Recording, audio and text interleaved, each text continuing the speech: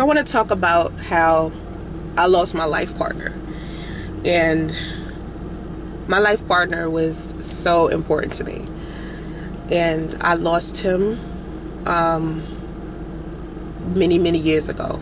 But I stayed with him. Like, I didn't lose him to death or anything like that. I saw him drift away. I saw him turn into another man. And I didn't like seeing the way that his life was turning. I didn't like the man that he was becoming. And even after I I didn't like the man that he was becoming, I still stuck by him and I stayed with him for 4 years throughout all of our problems, throughout all of his changes, throughout all of the disappearances. Usually when I'm talking to a man about my relationships and my personal life, when I'm off camera and I'm talking, having personal conversations, I always call Ben my life partner. And anybody who's been around me knows how I've always felt so strongly about Ben. And I love Ben. And to this day, I love Ben so much. And I don't see Ben anymore. I don't even know where Ben is. You know, I lost contact with Ben. And even when I would leave town or I would go travel, I would always make sure I told him where I was. And when I would come back, I would make sure I contacted him. But he seemed so nonchalant about our experience with each other and our relationship. And he just seemed not interested in me or building something with me. I don't know if he just wasn't interested in building in general. I just know for me, I kept trying to push the idea of us building a family together, building finances together, moving in together, you know, doing things like that. And his mind just didn't seem like it was on the same things. And so he's been through a lot, I'm sure, but a lot of his life he didn't share with me. And it's extremely important that when you meet someone that you want to be in a relationship with, that you speak openly about your past, that you talk about the things that you want happening in your present, and you talk about your future. I mean, I cried so many nights over Ben. I mean, Ben broke me. And people say, you know, you gave up on relationships. That's why you're poly now. That's why you don't like committed relationships. That's why you don't like, any of that conformity or responsibility of having to be with one person for the rest of your life. The idea of having a life partner sounds pleasant to me. It really does. Do we have to do it the same way society wants us to, or, you know, have these rules and regulations that society wants us to have? No, not so much. But before I met Ben, I had so many conversations with the universe. I spoke to God and I said so many times, I'm going to change the type of woman I am. I'm going to change myself in so many different ways. Being in the relationships I was in prior, I would hear men talk to me about all of the things that they didn't like that I was doing inside of a relationship. They were telling me I wasn't sexual enough, I wasn't open enough, I had a temper, I was working too hard and too much, and they wanted me to be a little bit more domesticated and feminine and open sexually. So before Ben came, I said to God, the next relationship that I get in, regardless to who the guy is, send me the guy that you want me to build my life with, and I will change everything about myself. And if this relationship does not work out, I am done with relationships altogether. That's how tired I was. I had been through so many things. I was broken in so many different ways before Ben even came. And I was going through a healing process and trying to find and evaluating myself and becoming a new person and trying to be a grown woman. And I kept saying, you know, I'm a grown woman now. I need to find a man who is trying to be grown with me. And I met him right after I started, you know, praying to God about sending me the right guy. And so when he came, I tried to become the best woman I could be for him. And no matter how hard I tried to be good to this man, he never accepted it. It was like in the beginning, we were so like in tune with each other. Like every time I'd make him laugh, he'd give me a kiss. Every time I came to his house, I would bring him a gift or bring food or bring something. You know, I was just so loving, so like open to listening to his life, and I knew so many things about his life. And I'm giving him massages, I'm picking him up from work, I'm bringing lunch to his job for him, I'm doing everything I could possibly think of that is right for a man, and none of this stuff was penetrating with this man. I'm doing threesomes with this man, I'm open sexually, I'm doing whatever he wants to do sexually. I am all in with the guy. I'm doing everything, anything.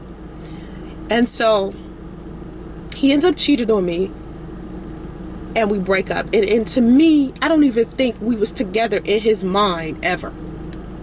And so this is not me putting him on blast, by the way. I don't want anybody to think I think Ben is a bad guy. I love Ben. He is so funny.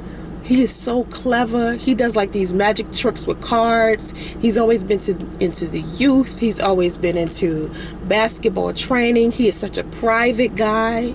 So I don't want anybody to feel like I'm putting him on blast, or, you know, trying to tell all of our business and blah, blah, blah. No.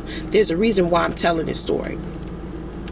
And so I realized after a couple of years of dating him, I realized after we're having all of these problems and he's not communicating the way that he should, and I'm starting to feel like maybe he's with other women, but he's not necessarily telling me anything about his life, nothing, right? He's not saying too much of anything, okay? And when we do get around each other, the stuff that we talk about is interesting, but it has nothing to do with building anything or taking each other serious or anything like that. But we're spending time together, but it's still he's at a distance.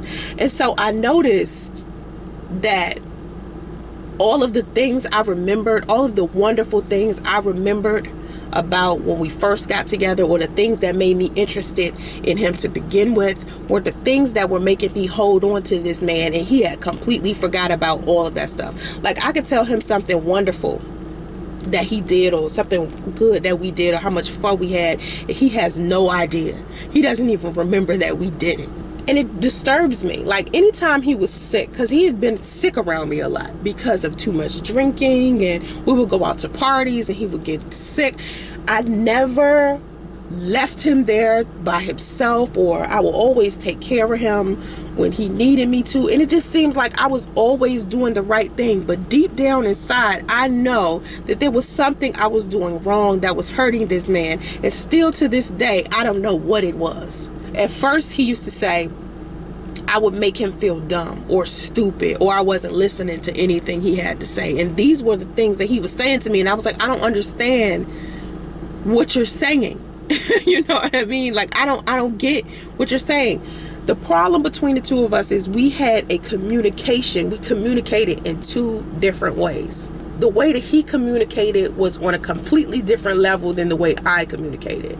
So it made us clash when it came time to talk to each other. So the only time we could actually have a conversation is if we were talking about something that didn't involve feelings or anything serious, because he would feel extremely uncomfortable during those conversations. And there's so many things that I look back and say, hey, I wish I could have changed this. I wish I could have been a different kind of woman. I wish I wouldn't have did such and such, back and forth, shoulda, coulda, woulda. But he is the only man out of all of the men in my entire life that I've been head over heels in love with. And will never forget. I will never forget him. He was always so important to me, and he's still important to me to this day. If I could be with him right now, I would. I always dreamt of being married to him and us having kids. And, you know, the little quirky things that he would do, I would imagine in my mind, you know. I would come home and he would be there doing those little quirky things that he does. But there were so many wonderful things that I appreciated about him. But then he turned into this guy that I hated. And it's because the hatred he had for me, he was starting to wear on the outside. So he became mean and cruel and ugly to me. It's like the guy that I was looking at before, he was not even attractive to me anymore. And there's still so many wonderful things about him that I think about, that I wish I could amplify and pull those characteristics from him and put him into another guy and create like my own perfect guy. And the closest person I can think that could make me feel as good as Ben made me feel is Daddy-O. But Daddy-O and Ben are two completely different men. Like, I would never marry Daddy-O, ever. And Daddy knows this. But Ben, I would build a family with Ben. Ben is someone I would still consider being with. He is the only man on the entire planet that I would consider marrying. There's nobody else, because I don't believe in marriage and commitment and none of this stuff. I don't believe in none of that stuff. But if Ben was to come to me and say, hey, let's start a family, I would totally do this. And he wasn't a bad guy. It's not like he's this thug or anything like that. He was training, coaching, and refereeing basketball. And I just love so many things about this man. And it's just so sad to me that I can't get us to work out smoothly. You know, because I tried so hard for 4 years. When I tell you I tried so hard, I put my all into it. My all into it. I changed who I was in so many different ways. And this man just did not care at all. Never, not once has this man fixed his lips to say, I love you too, Soncerae. And I'm not even upset with him about it. Like, I used to be so mad at him about it, because it used to make me cry so much. And I cried and I cried. When I tell you I cried for years over it. When he would come around and he would be here with me, and then he would turn around and disappear. Like, he'd make this promise that things was going to be different and me, it was going to be fine. And then he'd turn around and he'd disappear again. I was like, oh my God, I can't take it anymore.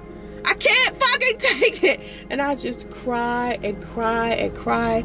And I was just so broken about him for years. Now, there are other men in my life who have made me rethink the type of woman I want to be, but never a man has made me feel the way that this man feel. And I was convinced we were going to be life partners. And losing the idea of having a life partner, it's not as bad as one would think, because I can replace my life with other things. Not so sad, you know. I miss Ben. I love Ben, and I just wanted to tell that story about you know, my experiences with having a life partner.